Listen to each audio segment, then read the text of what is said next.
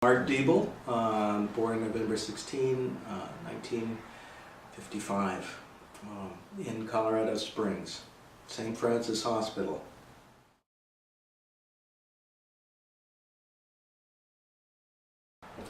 I was adopted when I was 14 months old. Started at the beginning. I was adopted when I was 14 months old from a foster home in Colorado Springs.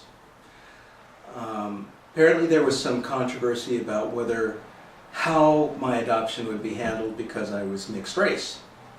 And so some social workers were saying, no, we want to try and find somebody that he will more match. And others were not. So at any rate, I ended up in a foster home for 14 months while everybody was trying to figure out what to do with me. My parents were sought out because they had already adopted a Japanese Hispanic person from an orphanage in Pueblo, Colorado. And that's my brother John. And he was 5 years old when he was adopted, about 12 when I was adopted. And so one of the reasons then that they were sought out was they thought, well, that might be the one criteria of match. There is a good basis right there. So when I was adopted, my parents came down, I guess, a couple of times. Both times with John. And he seemed to be real attracted to the idea of having a brother. He brought a football down and something to play with me. And the story is that I fell asleep on my mother's lap the first time I met them, which they took sort of as a positive omen. That, in fact, I guess everybody was kind of startled that happened. I mean, it seems kind of unusual because a 14-month-old child is usually really wants to be with their parents. And having now been around a couple 14-month-old children, that really is very true. So it was highly unusual that I fell asleep on her lap. And then the next time they came down, it was the day they came to take me home. And that was how I got home. That was the story of my adoption.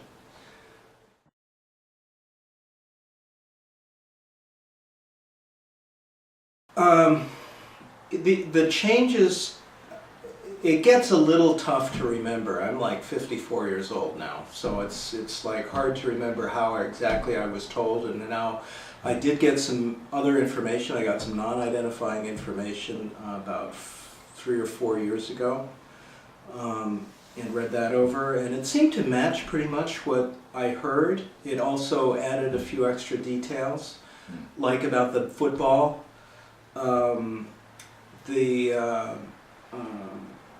But they were really pretty well aligned.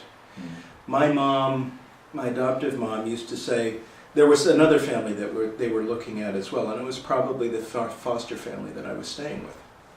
That's my guess. So the mother wrote a letter, a 7-page handwritten letter, describing Chucky, which was my name there. Okay. I was Charles Slade then in my life. And she wrote 7 pages, and I got a copy of that. I actually got the letter when I was about 30 years old. Mom unearthed it. Yeah. And I know my wife was like, what took you so long to unearth this letter? So I read the letter. It's a charming letter. I looked at it even recently, and it's a charming letter. It details that 14-month period to some degree. The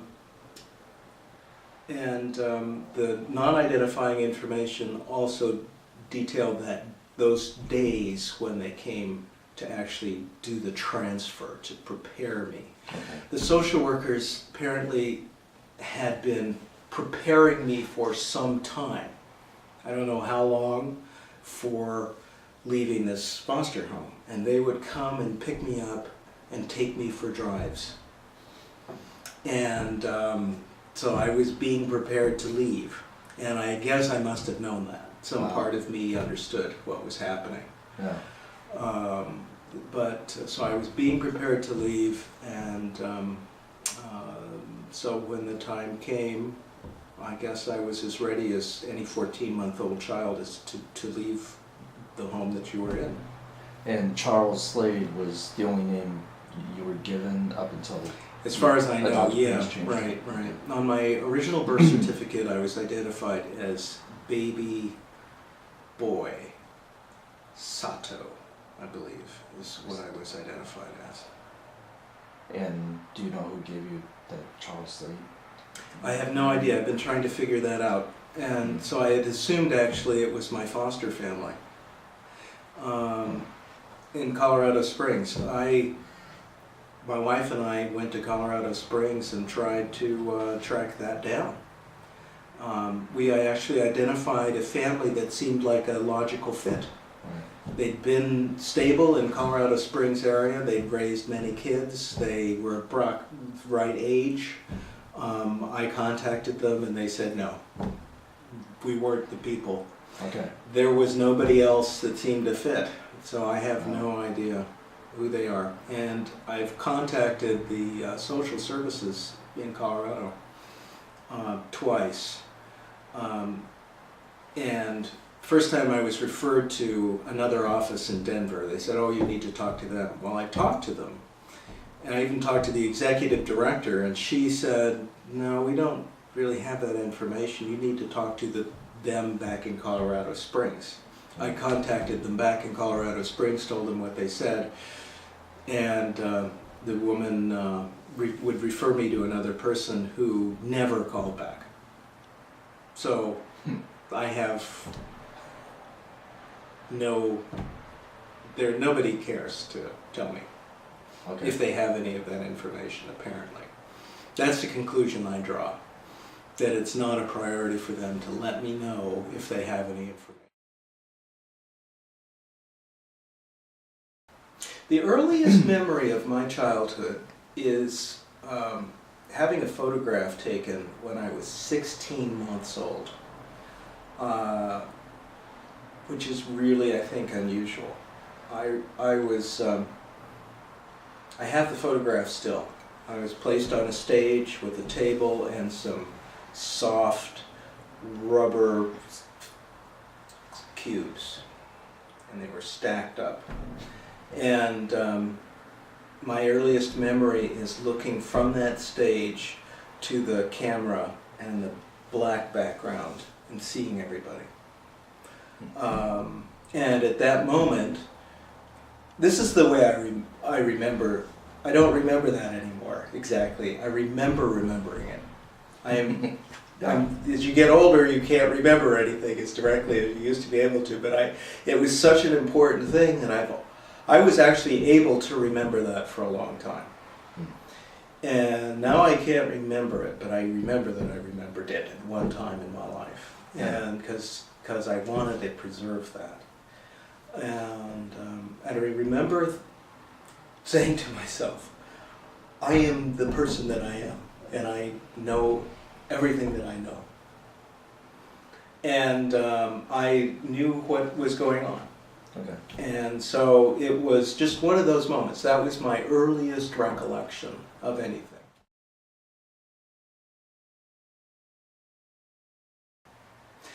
How would I identify myself today? Well, I think I identify myself lots of different ways. I'm a husband, I'm a father, I'm a grandfather. I am Cuban, Japanese. I'm an Episcopal priest. I am kind of, I would suppose, if I think culturally, I am really kind of European English. I look at myself and I realize all my education was toward Europe and it was toward England. And I'm American. And that means to me that I guess I'm not really rooted in a place. So moving around the States is just moving around.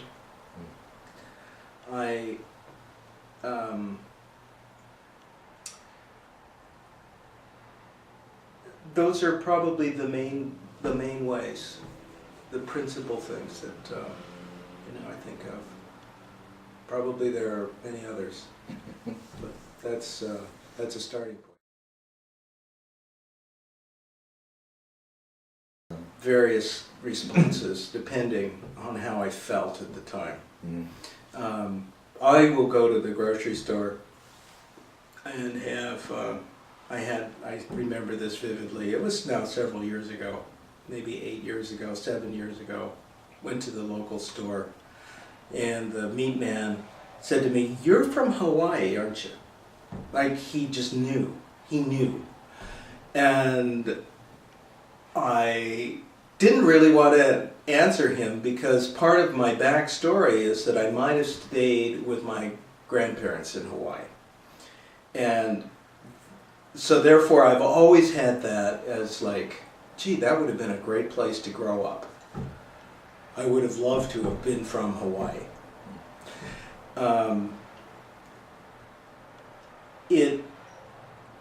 I can answer him, "Oh no, I'm from Colorado." I could say, "No, really, sometimes I would tell people I was from Baghdad." I just had a variety of responses, it was always a difficult question in a way because people would ask, "What are you?"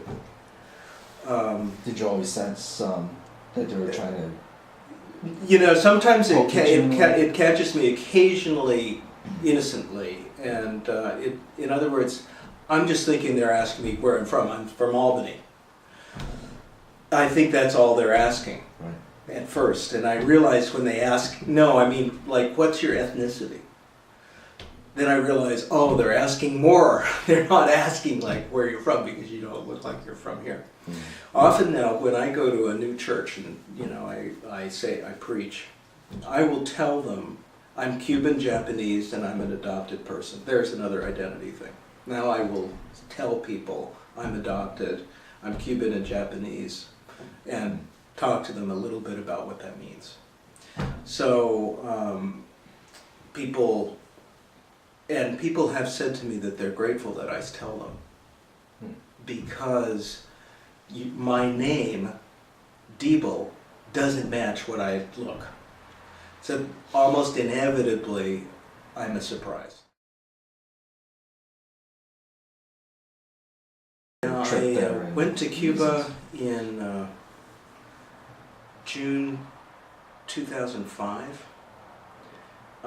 It was easy for me to get to Cuba. I left from Miami. I took my youngest son with me, who was like 22 at the time. And he was eager to go. We flew from Miami, where my father's family escaped from Cuba and now largely reside down in Miami. And so we met some of them for the first time. And then I left from Cuba. My uncle, in fact, gave me a few words before going to Cuba because he had been to Cuba a few years before, a few times, which was unusual for that generation to return to Cuba. But he went back to Cuba and was telling me it's like visiting a war zone, and that it is a horrifying sight. So anyway, I got on the plane with Tom and we flew the 90 miles or whatever it is, and Tropical Storm Alberto was bearing down on everybody at that time in Miami and Havana, and so we were really wondering if we were going to get in. We managed to get into Havana Airport. Everybody on the plane applauded It was a moment of real excitement. I was surprised, and the probably 40 people were thrilled to be there. We got through customs, which is very weird. You wrap your bags in plastic. They're totally wrapped in plastic when you leave Miami. So nobody gets into them until you get your bags. And we got through customs, somehow managed to get to, we were staying at the Episcopal Cathedral in Havana, Trinity Cathedral, and one of the staff people there, I forget his name, I had arranged to stay there at the cathedral, and that's where Tom and I stayed during that time, except when we visited Veradero, which is a resort area. We spent most of the time in Havana, went to Veradero for 2 days, which is near Matanzas. Matanzas was my family's homestead. They had like 1,400 acres there on the seaside, which was amazing. And they used to spend summers there. I have now videos of the family out there and riding horses and swimming in the water and doing all sorts of stuff. And that's where they spent their summers. My cousin tells me there would be 50 kids sometimes out there. So it was quite a gathering place for the Cavarocas family. So we stopped and visited Matanzas. We went to the hospital. My father was at that time director of a hospital in Matanzas, a women's hospital. And we stopped there with our tour, with our driver from around there, and he took us up, went into the hospital. We located the current director of the hospital, told him our story, and actually called a man down from surgery who my father had hired back in 1966, something like that. And he told me some stories. He said he'd actually heard about me, and which was surprising. It was surprising for us all. And he then gave me the name of my father's best friend's wife. His best friend had died a couple years before, but his wife was still alive. And so we found her and went over to her house and talked for a little bit, and she told us a few things. Gave us a picture of my father at having dinner with she and her husband and some other people. It was all amazing. The buildings there were decrepit. They were really falling apart. Everything was pretty much falling apart, and the cars were either the Soviet Ladas or old 1950s American cars. And everybody was hitchhiking, and the price of a tank of gas was about a month's salary, so it was, not many people drove.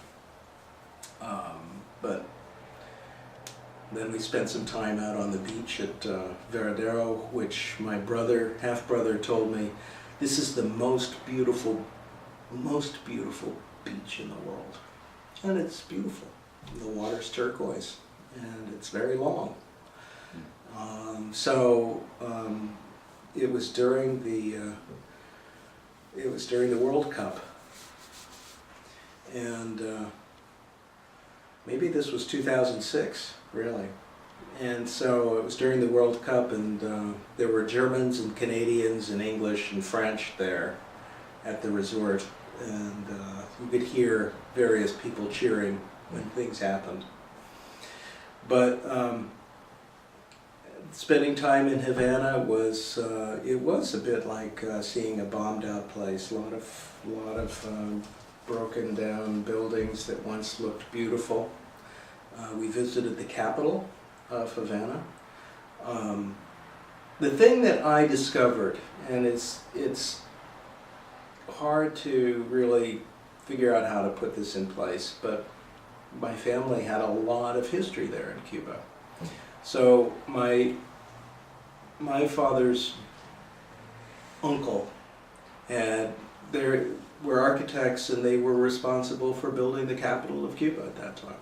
And their firm did a lot of stuff in building Havana. So, when I went there, it was also a connection into what was going on with my family at that time. So it was, I don't know how to think about all that.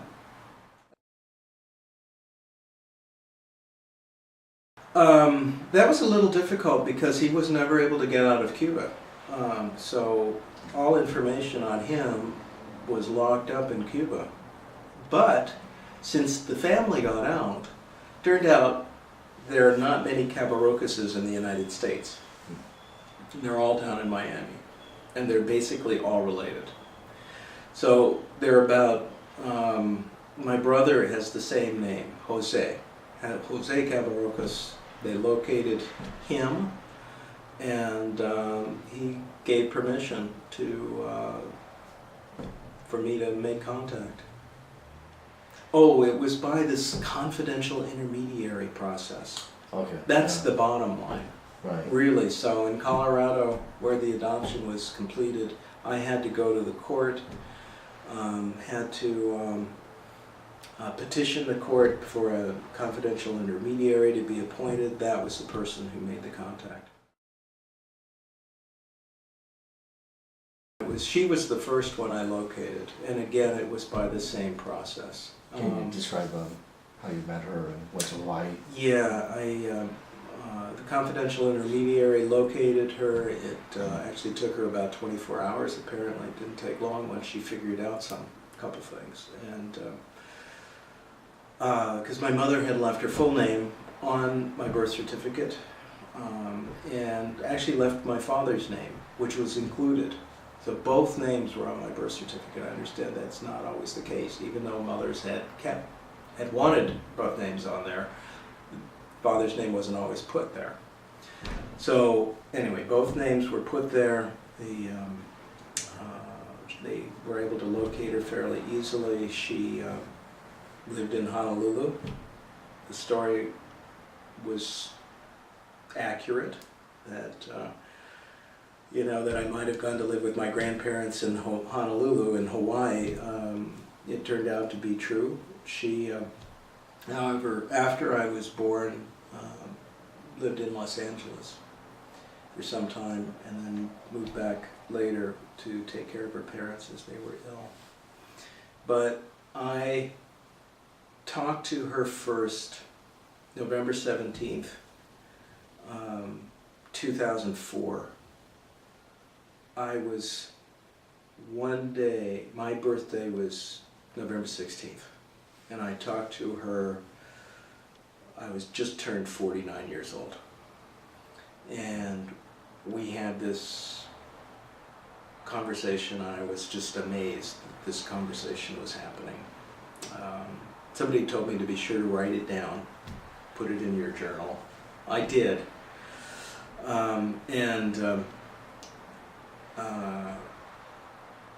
Then it ended like, well, let me call you, she said to me. Let me call you next.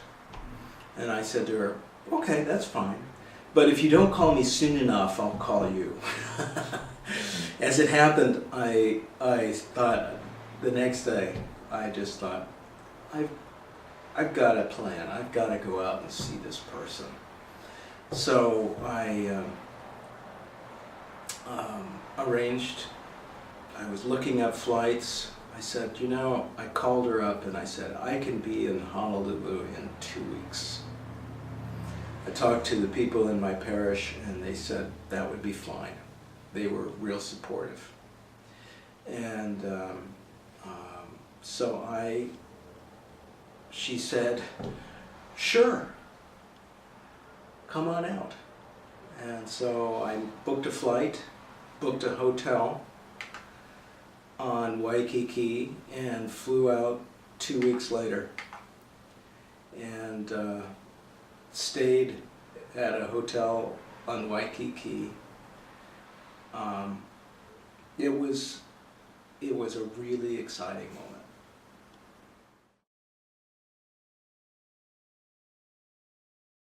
Her first words to me were, "Well, you've grown up." She drove in to the hotel parking lot in a white Acura. How old was she? She's 75.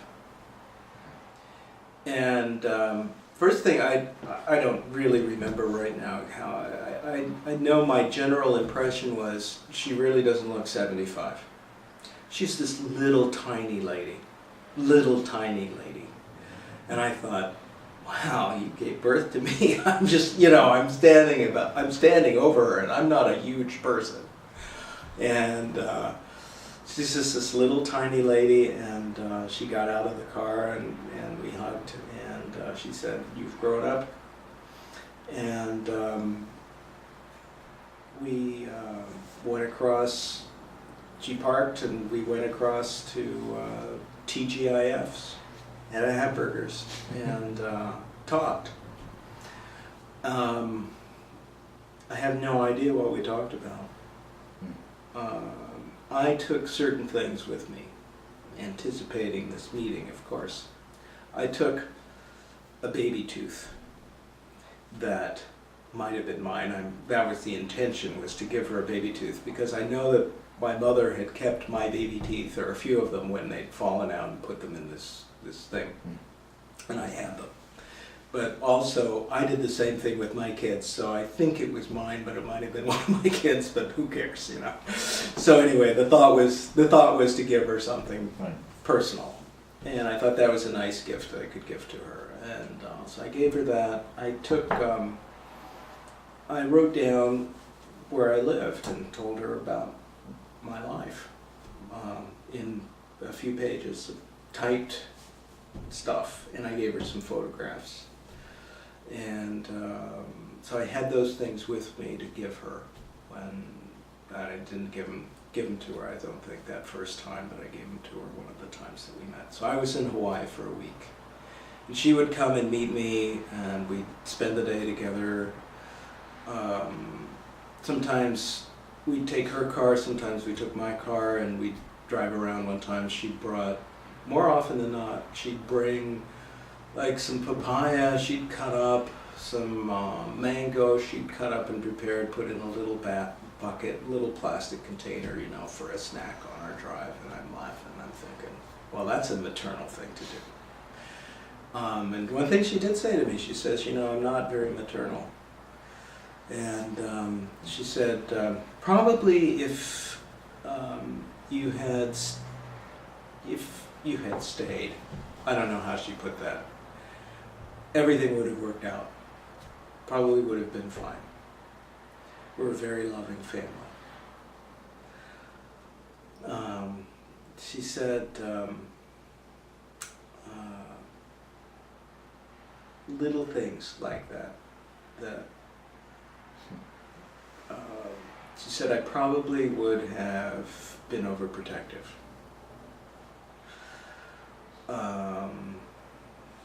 She just took me all over the island. Oahu, we drove around, went to Haleiwa, went out to eat at a Paradise Found restaurant, I think, up in Haleiwa on the North Shore. And it was like every time I go somewhere, it was just the most amazing experience. We were at a place near the beach that sold towels and miscellaneous tourist stuff, and she was looking at things for one of her nieces, and the lady at the store asked if we were related, and there was this huge silence. May didn't answer. My mother's name is May, spelled M-A-Y, and she didn't answer, and I said, well, we're friends. I didn't want to blow her cover. I just didn't know what to say, you know. And May was, you know, May said, then she said she was going to say something, but I don't remember what she said she was going to say. And it was like, so the fact of the matter is, the awkward truth is that back in Hawaii, I'm still a secret.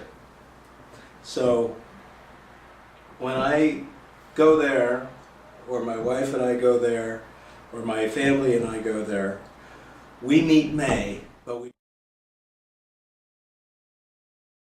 Yes, I'm her only child. She tells me about things. She tells me all the time about what's going on with her nephews, my cousins, her nieces, and you know, grandnieces and so forth. She tells me about things. She tells me various things. Sometimes they're irritating to her. She tells me about her neighbors. She tells me about all these things, and it's kind of difficult for me to, first of all, even to keep things straight, because I don't get to meet any of these people. Right. And it's kind of like, okay, I have asked her, how about meeting people? I've done this in different ways. So far, I know what this is just not going to happen. I don't see happening. She says, you know, it's just hard for me. Well, it's been 50 years for her, and I'm sure that it is.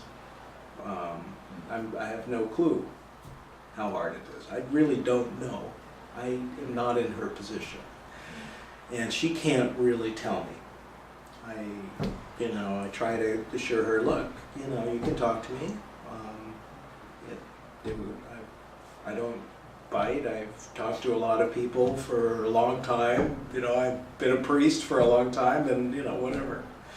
But, you know, I'm still her son, you know, and so I'm younger than she is, and, you know, there's this, how do you talk? How do you explain these things? And so I had actually arranged somebody that she might be able to talk to. You know, there was a circle of adoptees in Hawaii, that adoption circle, and you know, that the fond hope was that she could meet some people that I was meeting in Hawaii, and they could talk or something, you know, but that never has developed into anything. So I was just trying to find any way to make this circle bigger, but it hasn't really happened. Right. So I have to say, so we don't talk that often. I talked to her in January, and that was just after I wrote her a note saying, I'm going to get hold of so-and-so in the family. How are you about that? At which point, when I talked to her on the phone, she said, well, why would you want to do that? I hardly ever see this person. So I thought, okay. But she, you know, I try to tell her, look, if anything happens to you, how will I ever know? You know, I'll never know. One of the reasons I know that I felt before getting hold of her was, like, the thing that kept me back from doing this was, well, what if I feel obligated to her? You know, what if she's ill or something? Will I feel like I have to be out there with her? And, you know, at this point, it's like, boy, I would love to. I would love to just, you know, whatever, get to know her and support her. She's this wonderful, sweet, beautiful person, and has this deep thing. But anyway, she's told me about the family some, and her father and mother, and so May and that generation were Nisei, so they're second generation immigrants to Hawaii. Her father being the first generation, had left home, left Japan when he was a teenager, because his father was a domineering SOB, I guess, and he just didn't like being around him. Mm-hmm. And I thought, wow, that's interesting. Very interesting. So he leaves home, he goes to Hawaii, he learns English, he learns to write English, and he sets up his own life as a young man, because he had such a difficult relationship with his father. So his father apparently built fishing boats, started a business of fishing boat building.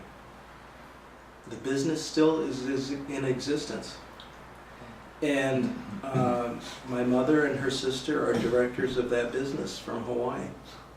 So that business has, when her father left, my grandfather arrived in Hawaii, he was the only son. He was the only child. And so he inherited the business, even though he had left home. And my grandfather then, or the great-grandfather, divorced in Japan around the turn of the century, in the 1800 to 1900 turn of the century. A significant act in itself. And one of the reasons that my mother told me, which just fascinates me, was that his wife liked to dance. I have no idea what that means, but it drove him nuts. He couldn't stand that he could not control this woman. And so he divorced her. So, the way May tells the story is that I'm hearing May admires independent women. And I'm hearing in May's grandmother a real independent woman. I would love to know more about this history. And May said to me at one point, she said, I hate Japanese men. I don't like Japanese men. They're all spoiled. That's exactly what she said. They're spoiled. So she falls for a Cuban man and discovers they're all spoiled too. Yep. And it's from the same type of society. So he was the oldest son of a wealthy Cuban family who was getting his doctorate, finishing his residency in Honolulu for 2 years. And I think she fell for him totally. And he left her with the child, went back to Cuba. No, I don't know why he went to Hawaii. No, he did his internship in Georgia. So he did some of his studies in Atlanta, Georgia, and then completed them in Hawaii. So why he went to Hawaii? Probably it was because it was an island, and you know, it was interesting to him, I guess. I don't know what kind of person he was. Everybody said that, okay, every female that was associated with my father cannot stand him. So there is that. So he was married before he met my mother and divorced in 18 months. Then he went back to Hawaii, or back to Cuba after he finished his residency. He got married shortly after that. And this was in 1955, and by about 1968 then had divorced her and was marrying somebody else. And so he had 3 children he had 1 child with his first marriage, had me, then his second marriage, third marriage, whatever, second marriage had 3 or 4 children, 3 children, all boys. And then in his third marriage, then she was pregnant, but then they were both killed in a truck accident, a bizarre accident, totally bizarre accident in 1970. I have met the first wife in Miami, and she wanted to see me, but she still tells my brother terrible things about our father. Okay. And the second wife is in Miami too, and I gather she basically feels about the same. So that was kind of the story. So apparently he was a brilliant man. He was an attractive man. He liked lots of different lots of different things, and was, however, a bit of a mess in his personal life, and left messy situations behind. Incredible. So, but it was interesting about May that she really didn't want to be married in any traditional Japanese sense, and was not looking for a Japanese mate. Found this Cuban figure, exotic man there in Hawaii, and thought maybe this is the way to go. But it turned out to be a disaster. She never married, and never had children.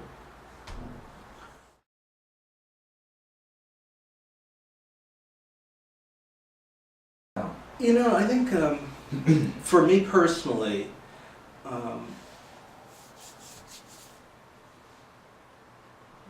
I think I look at things. I think I went through a really complicated process when I first met May, and all of this became real. And I think my initial experience was, well, all of that was true. These people were real people. There was a Japanese mother. There was a Cuban father. She was who she was. You know, there were these stories about her. There were these things about him. Few sentences that I had growing up. And I didn't realize how I had not realized how that they were actual. They were sort of just storylines. And encountering this history concretely made them actual to me. That this, okay, this was true. This is where I came from. I was actually conceived in Hawaii. And then I was flown out to Colorado. And those things were true. And what really happened, this closure process, is like, it's kind of like a death, I think. There's a grieving process. It's a tremendously intense process. And it's been, since 2004, it's been 6 years now. And at this point of things, I feel and think differently than I did even a year ago. And I think there's a grieving process. You know, there was the Mark that grew up in Colorado with Wendell and Thayer Diebel in Fort Collins, that had a certain life, and then lost both of his parents, lost his brother in 1966, and lost his mom in 1993, and his dad in 1997, and went through those years and grieved their loss. And then come upon this experience, and I would tell people, you know, it's like having somebody you think is dead come back from the grave. It's like you meet this person you never think you're ever going to meet, and you just cannot fathom what that feels like to actually meet. And it really put my life in an uproar. So I was at St. John's for about 14, you know, I think I had to kind of die to oneself and realize myself again. You know, I wasn't just what I thought I was, and I was someone with another beginning story. And I loved that. And it has really changed how I look at my life and my world. So for me, closure means being able to really go forward and explore new things. And to feel free somehow from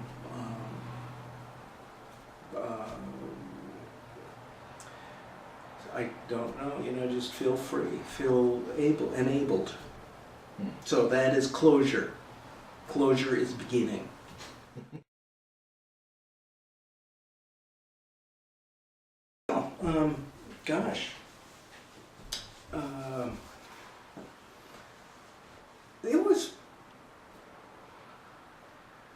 A small family, Fort Collins, Colorado. It was a nuclear family. This was a very modern family. My parents both escaped, in one sense, their lives by traveling to New York City for different reasons. My mother escaped her family by traveling to New York City.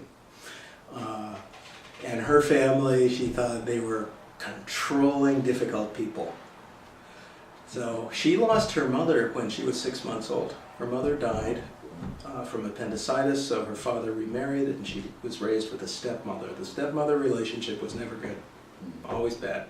She had a half-sister through that marriage. Then my mom got married when she was like 20 years old to a guy she married for about 18 months. And then she divorced him, and she'd tell me, you know, basically the only reason I married him, I think, is just to get out of the house. And then she moved to New York City. She did all kinds of clerical stuff. She went to a business college, I think. She modeled. She lived. And she loved that life. And, okay, my dad left Des Moines, Iowa. He was a gifted pianist. He had been playing piano since he was 3 years old. He had, by the time he was in senior in high school, had already won the state competitions in Iowa twice. So he'd proven himself as a pianist. He then went to study at Juilliard. He was there for 12 years. That's where they met, in New York City.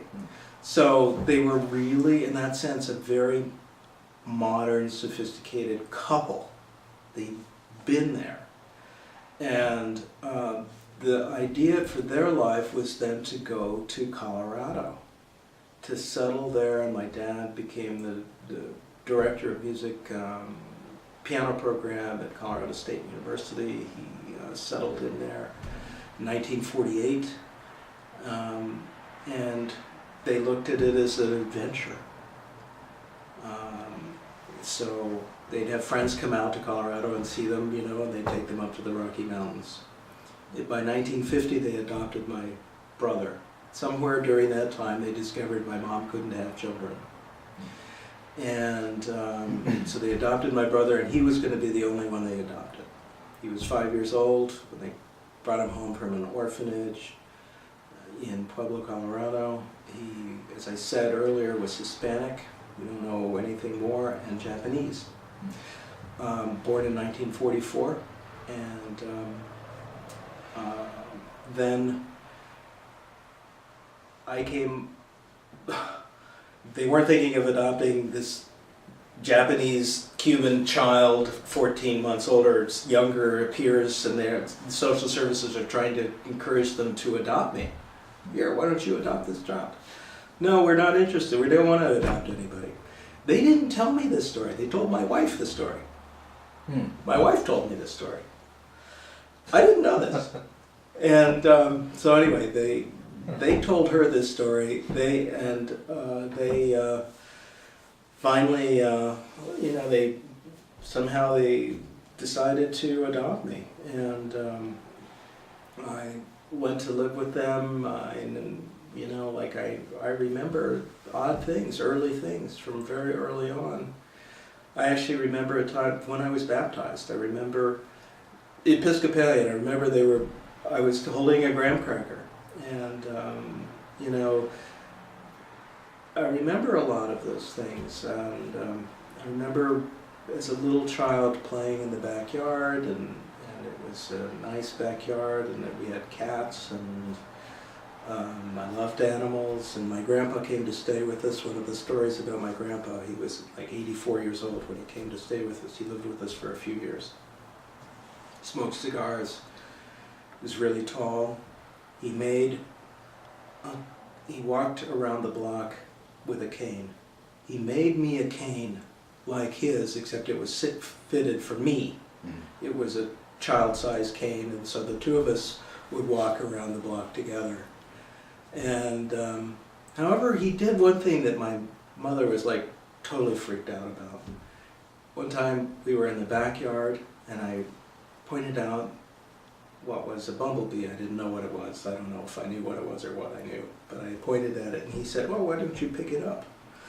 So I did, because it looked fuzzy and nice, you know. I picked it up and it stung me. At which moment I screamed. My mother comes running out, you know, it's like, what did you do? Why did you do that? You know, it's like, and I was like, you know, he could have died. He could have had an allergic reaction to this bee. She had a fit, you know, that he did this, and I have no idea. I just don't know. I just know that that happened, and so anyway, it wasn't. It was at some point along the way he left. He went back to Iowa, and then you know, about when I was 6 years old, my brother got kicked out of the house. She and my mom and him fought all the time. He was 17. And, you know, they were just having all kinds of issues. Obviously, I had no clue what was going on. Absolutely none. And so he left home. I remember visiting him. He was living in a garage with 3 other guys, you know. This was like, yeah, you know, whatever. You know, it wasn't bad, but it was just weird. And he was going to college, so he finished college. He went to college. He was in a fraternity for a while too, so whatever. I never understood this. I was just too little to get what was going on. But it was shortly after then he graduated from college that my mom and he started to feel better about each other, I guess. And then he was killed in a car accident. So he graduates college in May, and in August he's killed. So he was 22 and I was 10. I was 10 and a half at that point. That was obviously a major moment. And then growing up, I would, you know, hear, you know, piano music was always playing. You know, Dad would be practicing, or students would be playing, and you know, so I'd always hear this. And Saturday mornings, I'd lie in bed and I'd listen to whatever was going on. So I learned a lot about Scarlatti and Bach and Rachmaninoff and Schubert, and you know, I heard these all the time. And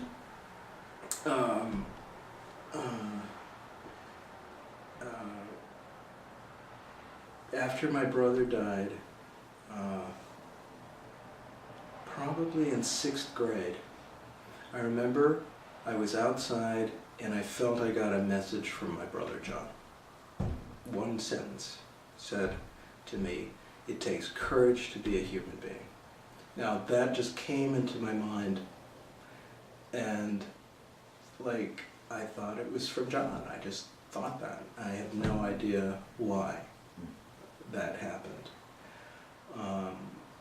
But after 6th grade is when the shit hit the fan.